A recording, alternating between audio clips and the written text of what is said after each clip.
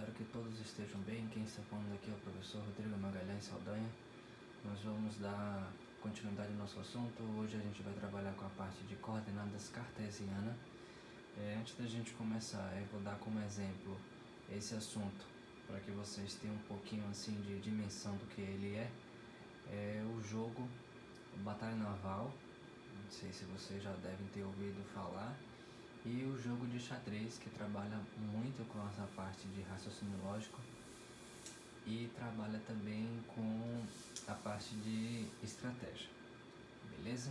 Nós vamos dar play aqui.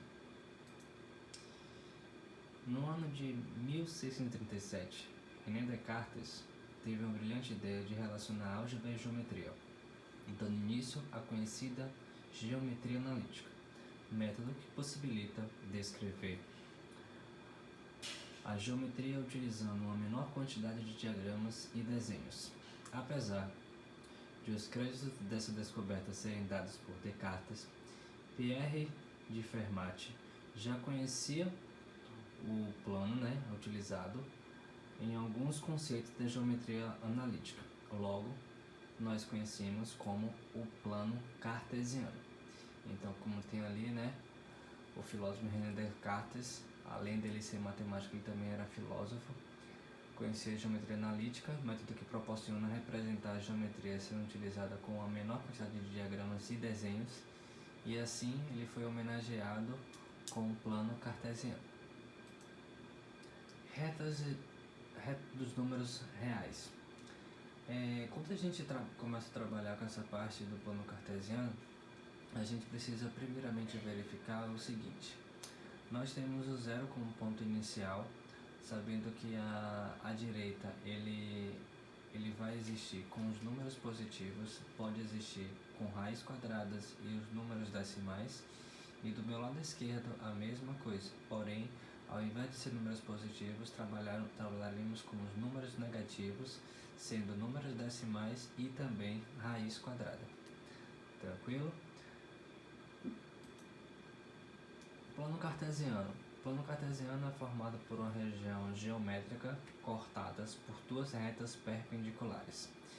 O eixo da ordenadas a gente vai ditar como o eixo Y, essa reta vertical, e o nosso eixo das abscissas nós vamos trabalhar com o eixo X. Sistemas cartesianos de coordenadas. Primeira coisa que você tem que parar e analisar é o seguinte: denomina-se par ordenado ao par sendo que x ele estará sempre no meu primeiro numeral e o meu y que estará ligado ao eixo da ordenada, que será o meu segundo número. De novo, o eixo x está ligado ao eixo das abscissas, que é o meu eixo da linha horizontal, e a minha linha vertical está ligada ao eixo da ordenada, que está direcionada ao eixo y.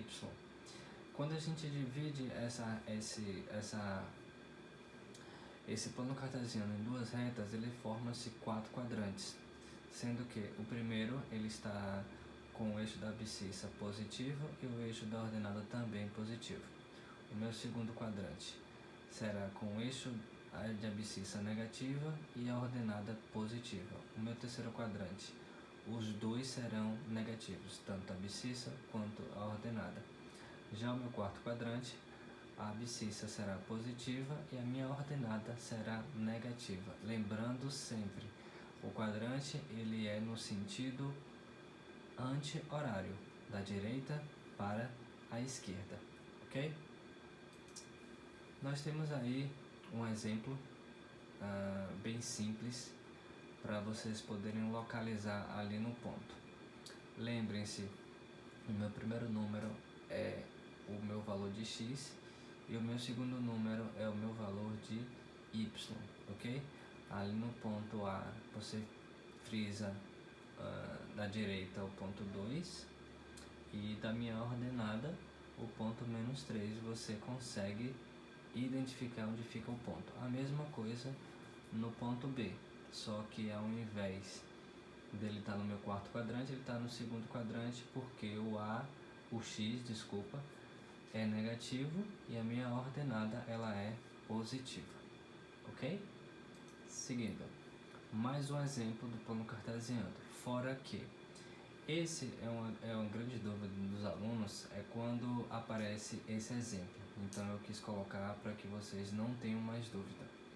Toda vez, ali no meu item A, pede para que a gente identifique o ponto A, então toda vez que tiver um número ligado ao ponto zero, no meu ponto A, no caso ali como exemplo, nós temos menos 5 e 0. Então, você vai frisar que o meu x é 5, menos 5, e o meu y é 0. Logo, fica no eixo da abscissa. É só você pegar o ponto menos 5 e fazer uma bolinha. Já o meu ponto B é diferente. O meu x ele é 0 e a minha ordenada é menos 4. Logo, você vai fazer o mesmo princípio, só que agora, ao invés de ser x, será o menos y. Então, toda vez que você tiver um número com 0, é só você prestar bastante atenção se ele é x ou se ele é y. Nós temos aí uma figura a seguir, nós temos um layout de uma planilha do Excel. Nele consta algumas compras que uma família fez, né? E ele pede para que a gente veja a célula do azeite. A primeira coisa que vocês têm que analisar é o seguinte: se vocês forem olhar ali no cantinho da tela, do lado do arroz, nós temos uns números, ok? E nós temos os nossos pontos das letras que são A, B, C, D e E.